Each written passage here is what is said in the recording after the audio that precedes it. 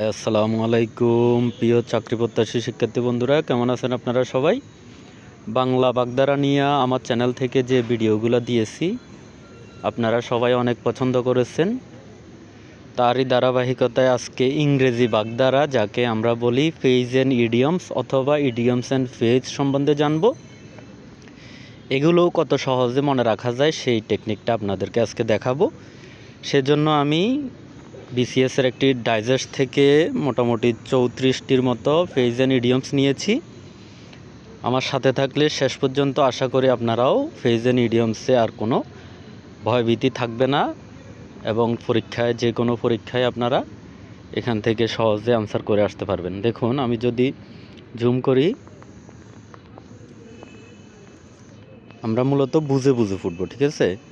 তাহলে এটা আর কখনো আমাদের ভুল হবে না। দেখুন, বিগ ড্র মানে কি? চিত্র। হ্যাঁ, মনে করেন আপনি কোনো একটা ইয়াতে গেলেন, কি বলে, এক্সিবিশনে গেলেন। হ্যাঁ, ওইখানে সবচেয়ে বড় যে চিত্রটা, ওইটা আপনার অনেক কী করবে, দৃষ্টি আকর্ষণ করবে। তাহলে এটা একটা ফ্রেজ অ্যান্ড ইডিয়মস। এটা হচ্ছে বিগ ড্র, এটার মানে হচ্ছে কি, খুব আকর্ষণের বিষয়। আশা করি বুঝতে পারছেন যে বড় চিত্র যেটা, ওটার প্রতি আমাদের আকর্ষণ বেশি থাকে, এটা বুঝেছে। এরপরে দেখুন, বার্ড ব্রেইন। একটু চিন্তা করেন, পাখিরা এমনিতে বেশিরভাগ ছোট, তাদের মাথায় যে ব্রেনটা বা মস্তিষ্কটা আছে ওইটা অবশ্য কি ছোটই হবে। তাহলে বার্ড ব্রেন বলতে বুঝাইছে কি, ছোট মস্তিষ্কের লোক বা বোকা লোক। আশা করি বুঝতে পারছেন।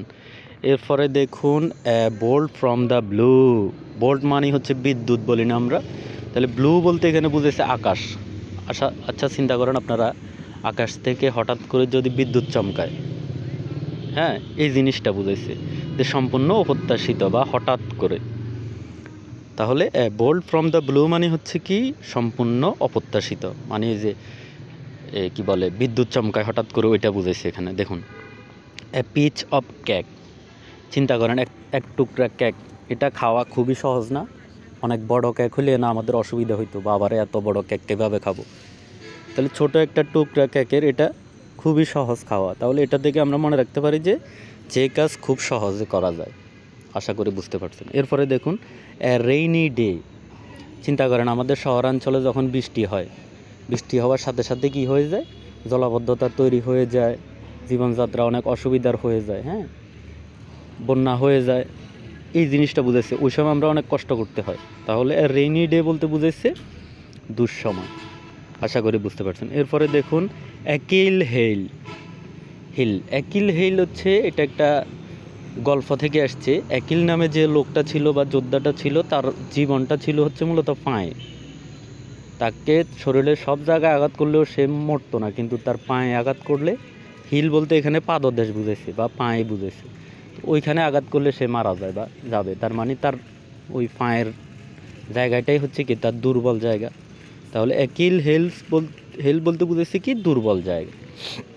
এটা খুব গুরুত্বপূর্ণ, এটা অনেক পরীক্ষাতে আসতে দেখা গেছে, বিশেষ করে চাকরির পরীক্ষাতে। এরপরে দেখুন, অ্যাসিড টেস্ট মানে পরীক্ষা, অ্যাসিড মানে তো আমরা জানি অম্ল। তাহলে অ্যাসিড টেস্ট মানে হচ্ছে কি, অনেক কঠিন একটা পরীক্ষা। তার মানে এখান থেকে আসছে কি, অগ্নি পরীক্ষা, কঠিন পরীক্ষা। এরপরে দেখুন, অ্যালাইভ অ্যান্ড কিকিং।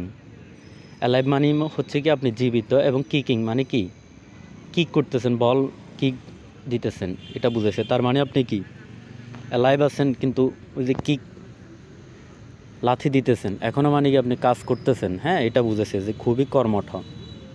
এই ফ্রেজ অ্যান্ড ইডিয়মস দিয়ে বুঝেছি কি, আপনি খুবই কর্মঠ। এরপরে দেখুন, অল গ্রিক।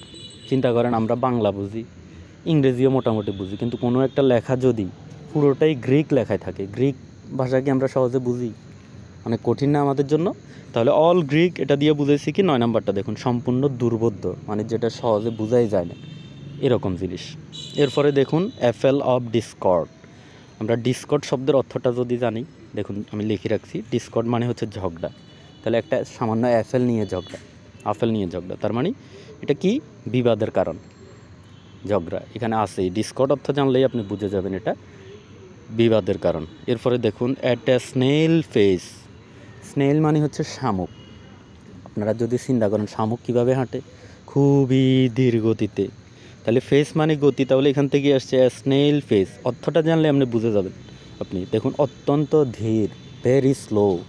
অপশনে কিন্তু ইংলিশে থাকবে, আমি বাংলাতে লিখে দিয়েছি, আপনারা 1-2 বার বাসায় পড়লেই এটা আজীবন মনে থাকবে।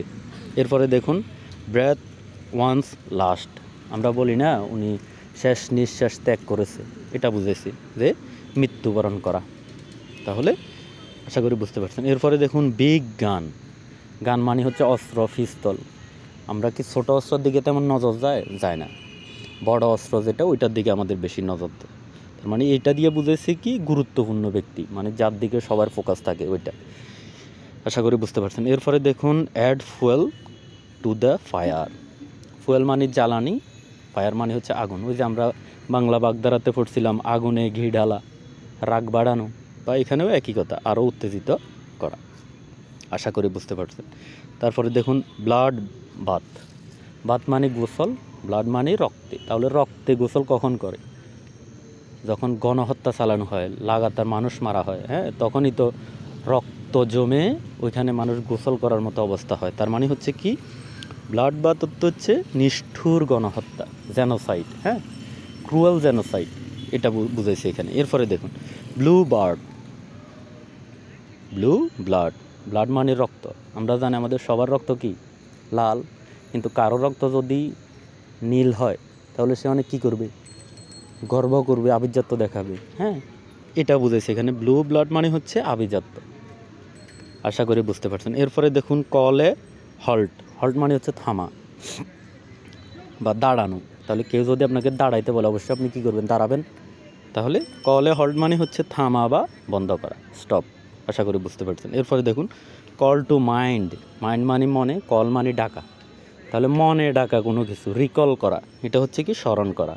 আশা করি বুঝতে পারছেন। এরপরে দেখুন লিডিং লাইট, আমরা যদি কোনো একটা অনুষ্ঠানে যাই দেখি যে সবচেয়ে যে বাতিটা আলো দিচ্ছে ওইটার দিকে আমাদের সবার নজর থাকে, লিড করতেছে, যে বাতিটার নেতৃত্ব দিতেছে, লিডিং লাইট।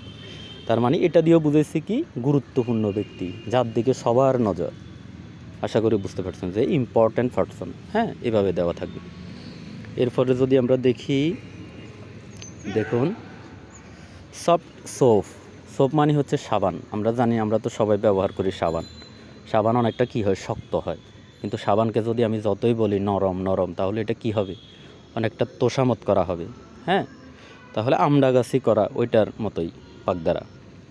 সফট সোপ মানে হচ্ছে তোষামদে। আশা করি বুঝতে পারছেন। বা নরম সাবান বলতেছে, কিন্তু সাবান তো আসলে নরম না, এটা তোষামত করা হইতেছে। এরপরে দেখুন সিটিং ডাক, ডাক মানে হচ্ছে হাঁস। তাহলে একটা হাঁস যদি হাঁটার উপর থাকে তাহলে আপনি শিকার করতে, বা যদি আপনি হাঁসটাকে শিকার করেন আপনি সহজে লক্ষ্যভ্রষ্ট হবেন, হ্যাঁ, এটা শিকার করতে পারবেন না। কিন্তু যদি হাঁসটা বসে থাকে তাহলে আপনার জন্য একদম সহজ, হ্যাঁ, যে সিটিং ডাক হচ্ছে কি সহজলভ্য বা শিকার। আশা করি বুঝতে পারছেন। এরপরে দেখুন স্টোনস থ্রো, স্টোন মানে হচ্ছে পাথর, থ্রো মানে হচ্ছে ছুঁড়ে মারা। আমরা যদি কোনো কিছু দুষ্টামি করে কী করি, কাছে জিনিসকে কী করি, পাথর মারি, হ্যাঁ, নিশানা ভেদ করার চেষ্টা করি কাছে জিনিস। তাহলে কি স্টোন থ্রো আমরা কোন জায়গায় করি, খুবই কাছে জিনিস হলে ওইটাকে করি। দেখুন খুবই নিকটে বুঝাইছে এখানে। এরপরে দেখুন storm in a T cup, T cup মানে চায়ের কাপ, স্টোম মানে হচ্ছে ঝড়। তাহলে সামান্য চায়ের কাপে যদি ঝড় উঠে মানে কি তুচ্ছ বিষয়ে আলোচনার ঝড়। আশা করি বুঝতে পারছেন। এরপরে দেখুন আগলি কাস্টমার, যে দোকানদার তার কাছে সবচেয়ে ভালো কাস্টমার কোনটা, যে এত বেশি মূলামূলি করে না, দরদাম করে না, সে কী করে জিনিস নিয়ে চলে যায়। কিন্তু যে কাস্টমারটা অনেক বেশি দরদাম করে তাকে দোকানদার এত বেশি পছন্দ করে না, অনেকটা কুৎসিত, হ্যাঁ, হিসেবে দেখে, খারাপ হিসেবে দেখে। তাহলে এটা থেকে এখানে আসছে আগলি কাস্টমার মানে হচ্ছে যার সাথে সহজে মীমাংসা করা যায় না। আশা করি বুঝতে পারছেন। এরপরে দেখুন ওয়াচ অ্যান্ড ওয়ার্ড, ওয়াচ মানে দেখা, ওয়ার্ড মানে হচ্ছে দারোয়ান বা প্রহরী। তাহলে যে দারোয়ান বা প্রহরী সে সবসময় কী করে, তার দৃষ্টিতে আমাদের সাধারণ মানুষের মতো দৃষ্টি থাকে না, সে সতর্ক দৃষ্টিতে থাকে সবসময়। তার মানে এখান থেকে আসছে কি ওয়াচ অ্যান্ড ওয়ার্ড মানে হচ্ছে কি সতর্ক। আশা করি বুঝতে পারছেন। এরপরে দেখুন উইলিং হর্স, উইলিং মানে নিজের ইচ্ছায়, স্বেচ্ছায়, হর্স মানে ঘোড়া। তাহলে যে ঘোড়াটা নিজের ইচ্ছায় চলে, মানে কি নিজের ইচ্ছা, আপনি তাকে ফিটাইতে হইতেছে না, কিছু করা লাগতেছে না। এখান থেকে এটা আসছে যে স্বেচ্ছাসেবক, যে নিজ থেকেই কোনো কিছু করে। আশা করি বুঝতে পারছেন। এরপরে দেখুন সোয়ান সং। সোয়ান মানে হচ্ছে কি রাজহাঁস। রাজহাঁস সবসময় কী করে, ডাক দেয় আস্তে আস্তে, স্লোলি ডাক দেয়, এত টানা ডাক দেয় না। যখন সে তাকে আমরা জবাই করতে যাই তখন কি করে, গলা যখন ধরি তখন সে পুরো জোরে একটানা চিৎকার করে, তার মানে এটাই তার শেষ। এরপরে আমরা তাকে কি করে ফেলি, জবাই করে খেয়ে ফেলি। তাহলে এখান থেকে আসছে সোয়ান সং মানে হচ্ছে কি সর্বশেষ কর্ম। আশা করি বুঝতে পারছেন। এরপরে দেখুন প্রোবোটাল কোশ্চেন। প্রোবোটালের অর্থ যদি আমরা গুগল করে বা ডিকশনারিতে দেখি, দেখবেন যে কেন্দ্রীয় বা প্রধান। তাহলে প্রধান কোশ্চেন মানে প্রশ্ন, প্রধান প্রশ্ন মানে হচ্ছে কি গুরুত্বপূর্ণ বিষয় বা গুরুত্বপূর্ণ প্রশ্ন। আশা করি বুঝতে পারছেন। এরপরে দেখুন হাস মানে, হাস শব্দটার অর্থ যদি আমরা জানি, এটার মানে হচ্ছে নীরবে কোনো কিছু করা, মানে টাকা। তাহলে আমরা যদি নীরবে কোনো টাকার লেনদেন করি, এটা অবশ্যই কি ঘুষ। আশা করি বুঝতে পারছেন। তাহলে হাস মানে হচ্ছে ঘুষ দেওয়া নেওয়া বা ঘুষ। আশা করি বুঝতে পারছেন। এরপরে দেখুন ইন ব্ল্যাক অ্যান্ড হোয়াইট। আমরা কোনো কিছু লিখলে কী করি, সাদা কাগজে কালো কলম দিয়ে লিখি না? তাহলে সাদা আর কালো, এটা এখান থেকে বুঝেছি কি ইন ব্ল্যাক অ্যান্ড হোয়াইট মানে হচ্ছে কি লিখিতভাবে বা কাগজে লিখিতভাবে। আশা করি বুঝতে পারছেন। এরপরে দেখুন কিপ অ্যান আই অন। তাহলে আই মানে চোখ, কিপ মানে কোনো কিছুর উপরে, অন মানে কিপ মানে হচ্ছে রাখা, অন মানে উপরে। তাহলে চোখ যদি আমরা কোনো কিছুর উপরে রাখি মানে কি গভীর দৃষ্টিতে রাখা। হ্যাঁ, আশা করি বুঝতে পারছেন। তারপরে দেখুন জগ টোট। টোট মানে হচ্ছে কদম, জগ মানে ধীর। তাহলে ধীর কদম, এটা যদি আমরা শব্দের অর্থ জানি আমরা বুঝতে পারবো যে এটার কি হবে উত্তরটা। দেখুন জগ ট্রট মানে হচ্ছে ধীর গতি। আশা করি বুঝতে পারছেন। এরপরে দেখুন ইন বগি। আমরা একটা ব্যান্ডের নাম শুনছি বগি ম্যান। হ্যাঁ, বগি মানে হচ্ছে জনপ্রিয় বা চল, হ্যাঁ, যেটা এখন চলতেছে, হ্যাঁ, ফ্যাশনে, হাল ফ্যাশন বলে। তাহলে ইন বগি মানে হচ্ছে প্রচলিত বা আধুনিক। আশা করি বুঝতে পারছেন। এরপরে দেখুন আয়রনি অফ ফেট। ফেট মানে হচ্ছে ভাগ্য, আয়রনি মানে হচ্ছে লোহার মতো। তাহলে আপনার ভাগ্যটা যদি লোহার মতো হয় তাহলে এটা অবশ্যই কি খারাপ ভাগ্য বা মন্দ ভাগ্য। আশা করি বুঝতে পারছেন। এরকম আরও যদি আপনারা চান যে এত সুন্দরভাবে সহজে আপনাদেরকে বুঝাই দিই তাহলে কমেন্ট করবেন। আমার চ্যানেলটা সবাই সাবস্ক্রাইব করে রাখবেন এবং পাশে থাকা বেল আইকনটি বাজিয়ে রাখবেন।